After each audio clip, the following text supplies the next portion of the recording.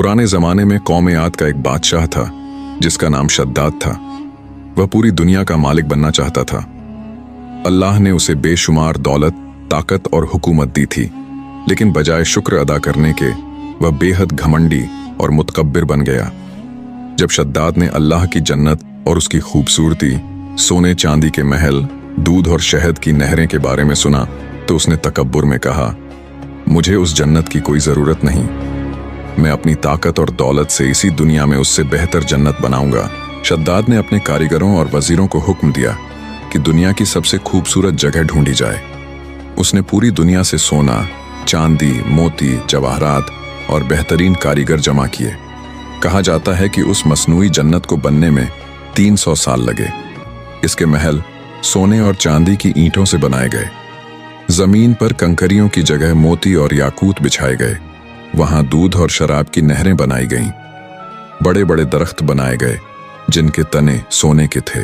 जब वह जन्नत बनकर तैयार हो गई तो शद्दाद अपनी फौज और वजीरों के साथ बड़ी शान और शौकत से उसे देखने निकला।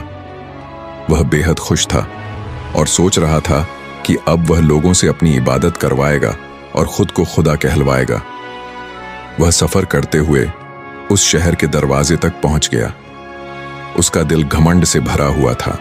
जैसे ही शद्दाद अपने घोड़े से उतरा और उसने अपना एक पांव अपनी बनाई हुई जन्नत की दहलीज पर रखा और दूसरा पांव अभी हवा में ही था कि अचानक मलिक उल मौत उसके सामने जाहिर हो गए।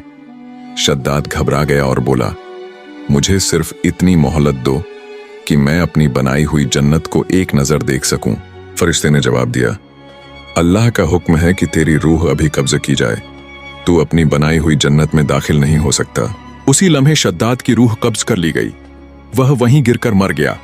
न वह अंदर जा सका और न ही उसने अपनी उस जन्नत का सुख पाया जिसके लिए उसने पूरी जिंदगी लगा दी थी। उसके मरने के बाद अल्लाह के हुक्म से एक जोरदार चीख आई और वह पूरी मसनूई जन्नत, उसके महल, सोना चांदी सब जमीन में धंस गए और मिट्टी का ढेर बन गए।